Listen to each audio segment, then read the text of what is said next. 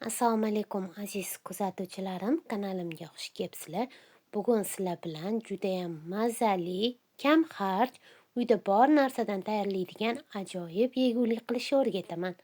Bismillahirrohmanirrohim deb ishimizni boshlaymiz. Birinchi bo'lib idishimizga 1 stakan qatig'imizdan solamiz. Bitta dona tuxum, 1 choy qoshiq tuz, bitta pochka razli 10 gramm chiqadi, 60 millilitr o'simlik yog'i solamiz. Hammasini bir xil bo'lguncha yaxshilab aralashtirib tashlashimiz kerak. Endi bizga yarim bog' ukrop bilan yarim bog' kashnich kerak bo'ladi. Ularni ham mayda qilib to'g'rab tayyorlab olishimiz kerak. 4 ta dona chesnok ham qo'shib yuboramiz. Chesnok solsanglar mazasini yana ham zo'r qilib beradi. Hamma mahsulotlarimizni yaxshilab to'g'rab maydalab tashlashimiz kerak. Chesnoklarni ham, zelenlarni ham mayda qilib tashlashimiz kerak. Mana shunaqa mayda holatga keltirib olib, keyin bu mahsulotlarimizni qatuli massamizga qo'shib olamiz. Yana bir bor hammasini yaxshilab aralashtirib tashlaymiz. Mana qatuli massamiz tayyor bo'ldi. Endi boshqa idishga qaynatib olgan kartoshkamizni solamiz. 3 ta dona kartoshkani qaynatib tayyorlab qo'yinglar. Endi pyure ezadiganida yaxshilab ezg'ilab, pyure holatiga keltirib olishimiz kerak. Kartoshkalar yaxshi ezilgandan keyin qatuli massamizni kartoshkamizga solib yaxshilab aralashtirib, buni ham bir xil massa qilib olishimiz kerak. Tayyor bo'lgan suv massamizga 4 stakan elangan un ishlatamiz. Unni hammasini solmadim, ozginagina bir siqimcha un olib qo'ydim. Qolganini hammasini solib, yaxshilab aralashtirib, xamir qorib olishimiz kerak.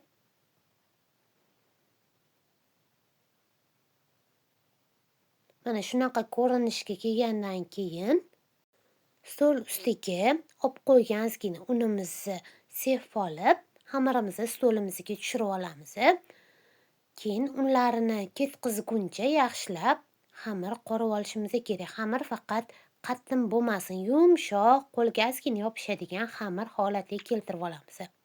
Mana shunaqa ko'rinishda yumshoq xamir qilib olinglar. Endi xamirimizni ustki qavatiga, tagiga qavatiga yana ozgina un sepib olamiz. Chunki xamirimiz qo'lga yopishadiganroq yumshoq xamir bo'lgani uchun qo'limiz bilan sal kattaroq ochib turib, shpatel yordamida mana shunaqa tesma shaklida kesib chiqishimiz kerak. Bo'laklarga bo'lib olamiz uzunchoq qilib.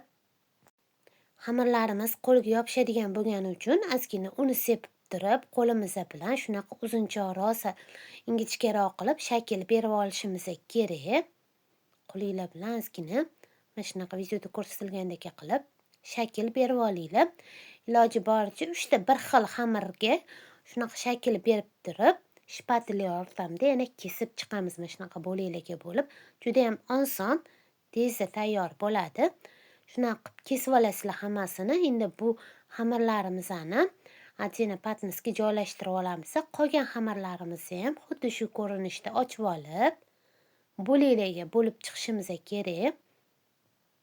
Tezda tayyor bo'ladigan, osongina tayyor bo'ladigan yeguliklardan biri, albatta tayyorlab ko'rishinglarni hammanglarga tavsiya qilaman. Tayyor bo'lgan xamirlarimizni patnisga sochuv yoyib turib, joylashtirib chiqamiz. Bu xamirlarga ham 5-10 minut dam oldirishimiz kerak, ozgina tindirishimiz kerak. Shunday holatda ustini yopib qo'yib tinishi kerak.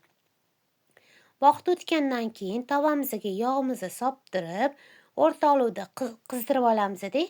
Tayyorlab qo'ygan xamirlarimizni solib, chiroyli qilib rangga kirgizib qo'rib olishimiz kerak. O'girib, aylantirib qovurishda davom etamiz. Olovi o'rta olovda bo'ladi. Baland olov qilib qo'ymanglar, ichlari bilan yaxshi pishadi o'rta olovda bo'lsa. Shunaqa qilib chiroyli qilib qizartirib ko'tarib olamiz. Yog'ini yaxshilab silkitib olinglar. Qolgan xamirlarimizni ham ketma-ket solib, xuddi shu ko'rinishda pishirishni davom etamiz. Qaranglar, juda ham chiroyli bo'lib, ishib chiroyli bo'lib chiqadi. Mazasi vobshe zo'r bo'ladi. Albatta qilib ko'ringlar. Chesnoklarning mazasi kelib turib, yana ham shirin maza beradi. So'kla bilan dasturxonga tortsanglar, yanayam dasturxoninglarni ham ochadi. Yegan odam yana yegisi keladi buni. Mana qaranglar, hammasini pishirib oldik. Ko'rinishlarini qaranglar, juda ham chiroyli, mazali, ixchamgina, kichkinagina bo'lgan. Agar xohlasanglar kattaroq kesishinglar ham mumkin. Bu o'zinglarni xohishinglarga bog'liq. Men hozir sizlarga ichlari bilan ko'rsataman. Ichlari bilan juda ham yaxshi pishib chiqadi. Bosganinglarda yana qaytadi xamir. Ana o'shanda xamiringlar o'xshagan bo'ladi. Mana qaranglar, g'o'va bo'lib, ichlari bilan ham rosa yaxshi bo'lib pishib chiqadi. Mana bosganimizda xamirga e'tibor beryapsizlarmi, yana joyiga qaytyapti. Mana shunaqa holatga kelsa xamiringlar, demak sizlarda ham o'xshagan bo'ladi. Albatta tayyorlab ko'ringlar. Oila a'zolaringlarni duoligini olinglar, sog' salomat bo'linglar.